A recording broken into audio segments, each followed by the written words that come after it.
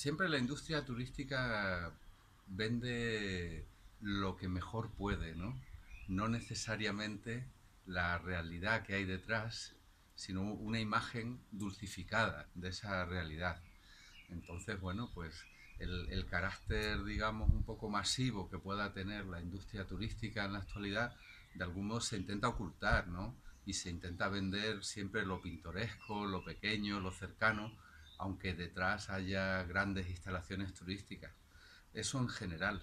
Yo creo que es una estrategia para venderse mejor. Hombre, la industria del turismo está muy arraigada. Aquí en Cáceres en concreto y en la parte antigua es casi la industria fundamental. Da trabajo a mucha gente, aunque en su mayor parte es un trabajo más bien precario, estacional, que no tiene continuidad, pero sí que tenemos la percepción general de que el turismo es una oportunidad laboral y para el Cáceres en concreto es una de sus fuentes de trabajo que más se aprecian. Entonces, pues es normal que veamos el turismo como una posibilidad, ¿no? Especialmente en la parte antigua de Cáceres.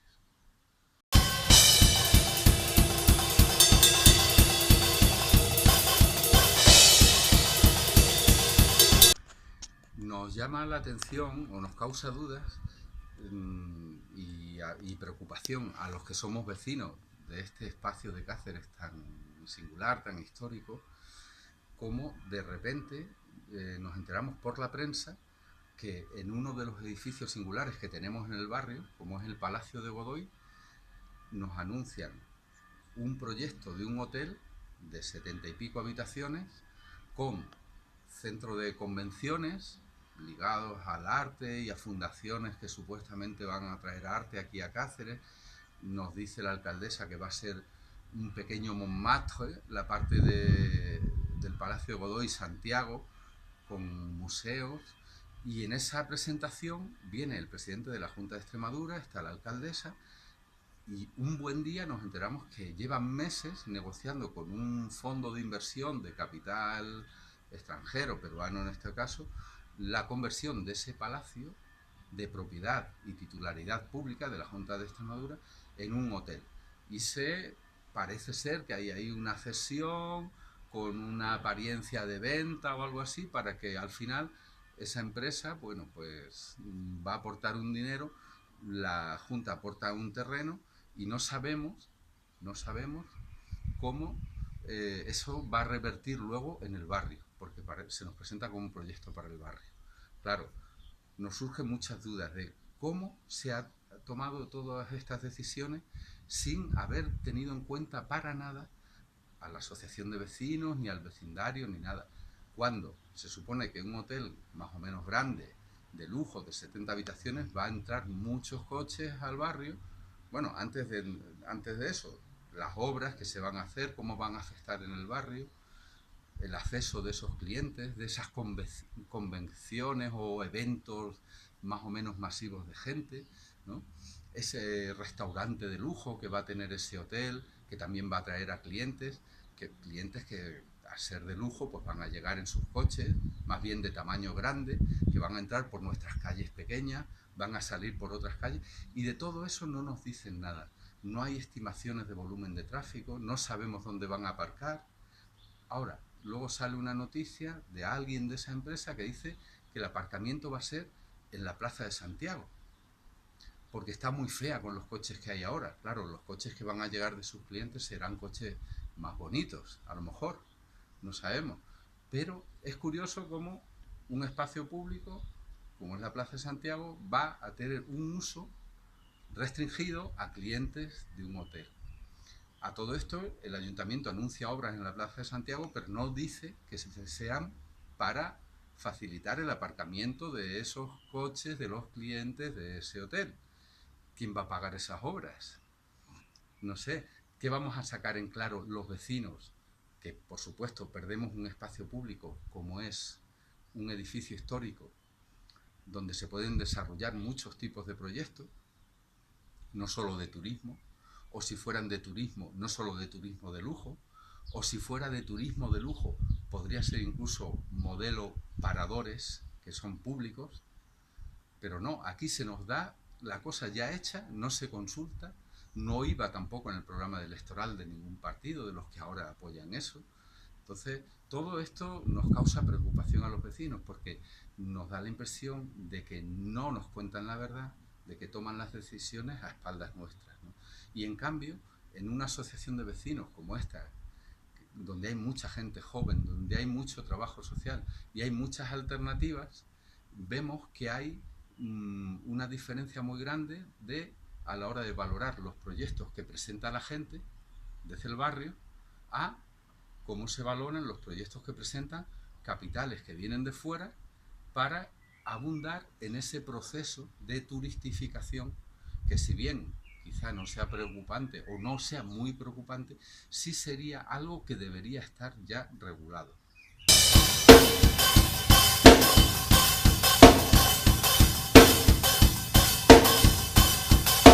Es difícil pensar qué es lo que va a suceder en los próximos años en Cáceres, ¿no? No sabemos si este proceso de avance de la industria turística, sobre todo con saltos cualitativos como es el hotel este de Godoy, ¿no? De repente 72 habitaciones de hotel de lujo, un restaurante, un centro de convenciones y todo eso, ¿cómo pueden modular el paisaje? Está claro que si de alguna manera lo va a cambiar, va a ser en el sentido que ya ha pasado en otros barrios, ¿no? Como es en la zona centro de Madrid, barrios como Malasaña, que ya han cambiado radicalmente lo que eran en pocos años, zonas de saturación que hay en Barcelona, en San Sebastián, en ciudades mucho más grandes que Cáceres, ¿no? Salamanca, que es una ciudad más parecida, claro, es bastante más grande que Cáceres, también tiene un barrio bastante gentrificado, que es la parte antigua, donde se limpió, digamos, todo lo que resultaba feo para el turismo, ¿no? Y ahora ya solo hay o viviendas de lujo, alojamientos turísticos, y todo es muy limpio, muy aséptico, pero claro, es un barrio que no tiene vida, o la vida que tiene es una vida que no la queremos nosotros para la parte antigua de Cáceres, ¿no? ¿Cómo se van sucediendo estas cosas? Pues claro, por una parte, la forma de actuar de la administración tiene mucho que ver para que esto no suceda, ¿no? O por lo menos para que se logre un cierto equilibrio, de algún modo que se evite ese tipo de barrios que ya de algún modo la población está distribuida por clases o también por los turistas y los ricos aquí. Se construyen barrios periféricos para gente humilde, los centros comerciales se hacen en las afueras, eso te obliga a coger el coche para ir allí. La gente que no tiene capacidad de vivir en las zonas que son caras, tienen que irse a los extrarradios, también están obligados a coger el coche. Por eso tiene que ver, por ejemplo, la movilización de los chalecos amarillos en el extrarradio de París, tiene mucho que ver con este tipo de perfil, ¿no? De gente que de algún modo, no es que hayan elegido, es que no le ha quedado otro remedio que irse a vivir a la periferia. Y eso de algún modo va también obligadamente unido al uso del coche. Por eso una subida en el precio del combustible puede desencadenar una rebelión que nos puede sorprender. Dice, bueno, pero esta gente, ¿de dónde salen? ¿Por qué se quejan? Claro, son todo este tipo de condicionantes que parece que surgen así como de la nada, pero a lo largo de los años de repente desembocan en conflictos sociales, incluso muy importantes, porque no se está construyendo una ciudad armónica donde todo el mundo vive en todas partes, sino que se está de algún modo clasificando a las ciudades y a las personas, y se les obliga a vivir en determinadas zonas y se crean guetos, ¿eh? O se crean chabolas verticales, que también en Cáceres de eso también ya deberíamos ir aprendiendo, y de igual manera se van creando barrios selectos para gente con mayor capacidad. A veces incluso en los planes de urbanismo aquí en Cáceres se trasvasa la dotación de vivienda social de unas zonas de la ciudad a otras, porque se argumenta que allí hacen más falta, ¿no? En Aldeamorés, por ejemplo, como sucedió en el último plan general municipal, cosas que son inexplicables. que tendrían que ir, a veces incluso pasar por los servicios jurídicos del más alto nivel, ¿no? Para pedirle explicaciones a la gente que toma esas decisiones.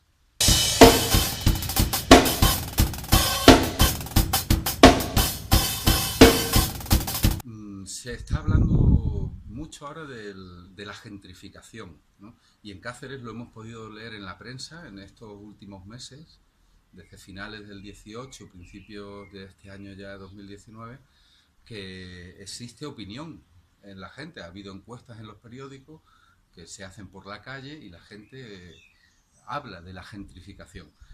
¿Qué es la gentrificación? Bueno, no sé si realmente ese proceso, tal y como viene definido en los parámetros así de los estudiosos o de los que saben del tema, como un cambio de población más de vecinos humildes por una población más de un nivel económico más alto, ¿no? Como una especie de noblización de la sociedad, o como una parte de la ciudad se va reservando para gente con más poder adquisitivo, vinculado al turismo normalmente, pero no solo, también a gente que viene a habitar estos barrios y a transformarlos como en barrios más selectos, ¿no? La gentrificación tiene que ver con ese carácter. Quizá en Cáceres no estemos en ese momento, no por ser la parte antigua, una parte noble tradicionalmente, con palacios, no es un barrio de alta alcurnia ni que tenga que ver con clases altas, aunque haya nobles que viven en la parte antigua. Es al contrario, es un barrio humilde, es un barrio popular, porque no solo abarca a esos palacios que todavía existen y esas familias de origen noble que todavía existen en Cáceres, muy poco, sino más bien es lo contrario. Tenemos parte de lo que es la parte de Santiago, la parte del Arrabal, de Caleros, Tenerías, todo eso, son gente humilde o gente de clase media en su mayor parte. Entonces, y yo creo que sí va a seguir siendo así en Cáceres durante años. Eso de algún modo nos aleja de esa palabra, gentrificación. En Cáceres, personalmente, opino que no hay un proceso de gentrificación, por lo menos muy ostensible. Sí podemos hablar de turistificación, porque sí es verdad que está cambiando un poco el aspecto. Está empezando a cambiar en Cáceres, en la parte antigua. En el conjunto de la ciudad histórica y los alrededores sí empieza a haber bastantes alojamientos turísticos que no había, y empieza a haber por ejemplo, ahora un proyecto en el Palacio de Godoy de 70 y pico habitaciones que sí que ya nos puede hacer pensar tal vez en que el paisaje urbano de este barrio, de la parte antigua, va a empezar a cambiar de algún modo, y lo vamos a notar en los próximos años.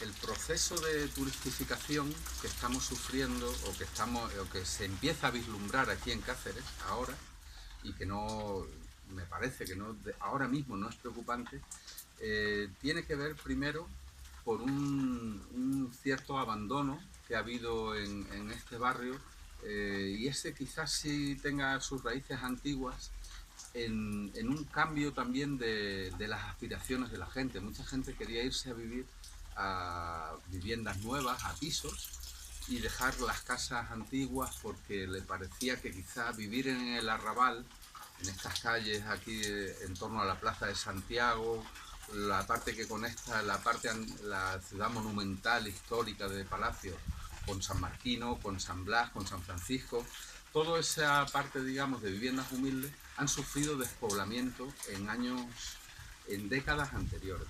Y poco a poco ha ido poblándose de gente nueva que hemos venido al barrio también porque nos gustaba vivir en un entorno más parecido a un pueblo que no a una ciudad moderna. Paralelamente se ha iniciado el proceso hace ya unos años, pero sobre todo ahora parece que está acelerándose, de turistificación. Entonces, de algún modo, la influencia que puedan tener las decisiones de la administración, tanto en elaboración de normas como en promover proyectos de turismo, porque no olvidemos, en esta parte antigua de Cáceres se hacen muchas inversiones, pero si nos ponemos a ver el acondicionamiento de calles para una mejor accesibilidad, que va a favorecer a algunos vecinos, pero tiene mucho que ver con el turismo, y es dinero de todos, dinero público que se está invirtiendo en el barrio, en instalación de redes wifi y de otras cosas que pueden beneficiar a los vecinos también, sí, pero se hace para favorecer el turismo. El dedicar un edificio público como es el Palacio de Godoy a un hotel privado y privatizarlo es una inversión, en este caso de un solar, de un terreno, de un edificio histórico, patrimonial, público, a un hotel privado para disfrutes de particulares. El usar espacios públicos para un parking de un hotel, para terrazas de negocios dedicados al turismo, como pequeñas tiendas que había en toda la parte antigua se van transformando, casi todas se van enfocando a el negocio del turismo, bien con productos gourmet, tradicionales, típicos, bien como bares, bien como tal, que pueden ser en muchos casos también de uso mixto y disfrutarlo de los vecinos. Pero en definitiva, las ciudades van cambiando y nos puede parecer que suceden las cosas como la lluvia, ¿no?, que cae, afortunadamente cae la lluvia, pero en otras ocasiones nos caen como maldiciones y nos quejamos. No, es que fíjate, el tráfico es insoportable, es que tal. Claro, ¿alguien ha pensado un hotel de 72 habitaciones qué volumen de tráfico genera? ¿Por dónde van a entrar esos coches? ¿Por dónde van a salir? ¿Dónde van a aparcar? ¿Es razonable que se haga ahí un hotel? Porque a lo mejor ahí lo que hay que hacer es otra cosa más pequeña. ¿Se puede diseñar un transporte público y más o menos ecológico, que no emita ruido, para que puedan compartirlo tanto los turistas como los vecinos? ¿O hay que favorecer el turismo del coche particular que viene y aparca? ¿Por qué en ese proyecto, por ejemplo, del Hotel Godoy, no se les obliga a hacer un parking subterráneo que minimice el impacto y no sea necesario hacer un parking en un espacio público como es la Plaza de Santiago? Hay muchas dudas en torno a estos proyectos y nos llama la atención que la administración ni tampoco la empresa, cuando presentan el proyecto, eso no lo explican. Precisamente lo que más nos preocupa a los vecinos. Entonces es normal que al final manifestemos un cierto preocupación y un cierto rechazo incluso a este tipo de proyectos, porque nos vienen ya impuestos de una manera que ya de entrada no nos gusta.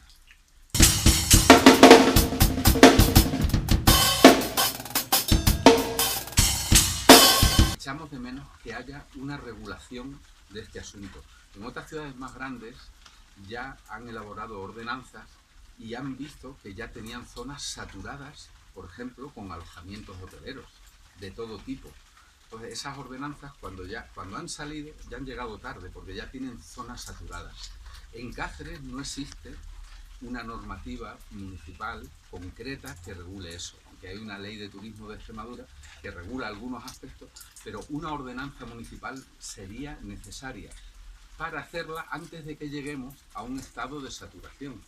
Y esas ordenanzas tienen que velar por una densidad de alojamientos turísticos, que haya alojamientos turísticos de todo tipo, los propios vecinos que alquilan sus viviendas, que haya hoteles, que haya albergues también para que la gente joven con pocos recursos pueda venir y disfrutar de la parte antigua de Cáceres.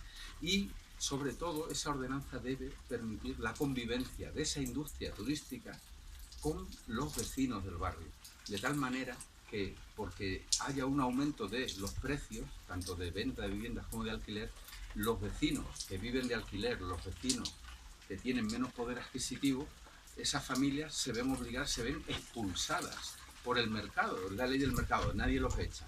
Aquí no hay malos, pero se tienen que ir, ¿no? Entonces, una ordenanza debe regular también eso, porque ningún barrio es bueno si es un barrio donde solo viva un tipo de gente. Nosotros queremos un barrio diverso, que haya gente de todo tipo y también gente humilde, gente que vive de alquiler, gente que vive en propiedad, vecinos que tienen alojamientos turísticos, vecinos que no los tienen, y entre todo hacer un barrio que sea humano y que siga siendo un barrio tan agradable y tan agradable de vivir como es actualmente la parte antigua de Cáceres.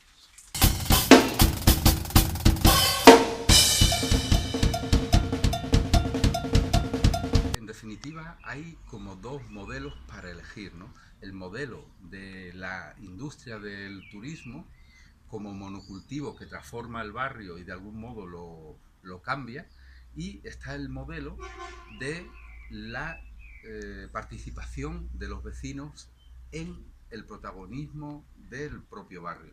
Ahora mismo tenemos aquí en el barrio un proyecto en torno al Madruelo, al antiguo colegio y centro de formación profesional, que parte de una iniciativa de gente del barrio con proyectos que incluyen desde huertas, con la tradición también de este barrio que linda con la ribera del Marco y que en su momento las huertas tuvieron mucha importancia, y con proyectos de tipo económico y social, ¿no? Que tienen que ver con la participación de los vecinos en proyectos muy variados. Entonces, esos espacios públicos que se van, de los cuales nos vamos quedando sin ellos porque de algún modo se van privatizando, pues vamos, cada uno de ellos que privatizan es perder una oportunidad para desarrollar actividades en el barrio.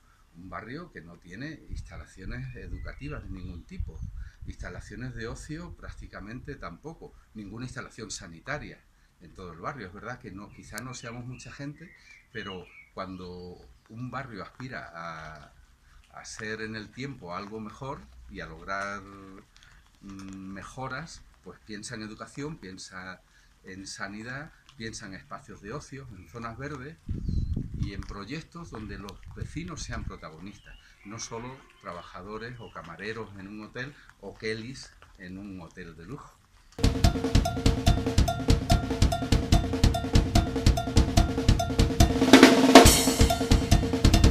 Me llama la atención cómo estos asuntos, ¿no? Como es la turistificación, pues no es un tema que, aunque sale en los periódicos, pero no le preocupa a la mayoría de la gente, porque no son procesos rápidos o claros, ¿no? Que es que diga, bueno, pues ahora este barrio lo hacemos así y aquel otro barrio lo hacemos allí y tal. Son procesos que van sucediéndose a lo largo del tiempo, y con las prisas de vida que tenemos ahora y que todo parece que caduca inmediatamente, no nos paramos a reflexionar sobre cómo va cambiando la ciudad o el barrio donde vivimos. Deberíamos intentar entre todos, cada uno en su ámbito, los vecinos, la administración, los responsables, los gestores, los técnicos, cada uno en su ámbito, intentar promover una reflexión sobre los modelos de ciudad que queremos habitar, cómo queremos que sea nuestro barrio, ¿no? Y pensar que no, que al final todo se nos vuelve en contra. Que yo puedo decir, bueno, pues yo, mira, me busco la vida y tal, y el que venga detrás querré, pero al final todos sufrimos las desigualdades. Lo podemos ver esto mismo, que a escala de barrio lo percibimos, a escala de todo el planeta también, como las grandes desigualdades que suceden en otras partes del mundo al final nos repercuten, porque no podemos cerrar las puertas ni en la Tierra, que es el planeta en el que todos estamos condenados a vivir, ni a los cambios climáticos que provocan los abusos de las grandes codicias de grandes empresas, ni nuestro modo de vida, porque no nos olvidemos que en el centro de todo estamos las personas, los ciudadanos, que con nuestro compromiso diario, con nuestra actitud, con nuestra forma de consumo, vamos condicionando todas estas cosas que van sucediendo. Entonces deberíamos ser un poco más reflexivos todos, empezando por uno mismo, ¿verdad? A la hora de decidir cómo consumimos, cómo nos comportamos, el uso que hacemos del coche, el uso que hacemos de nuestras relaciones sociales, qué tipo de ocio fomentamos, si vamos a usar el coche, la bici, o vamos a ir andando a los sitios. Y esas pequeñas cosas, seguramente, si pensáramos que todo el mundo se comporta como nosotros, pues posiblemente tendríamos quizá un mundo más amable para todos.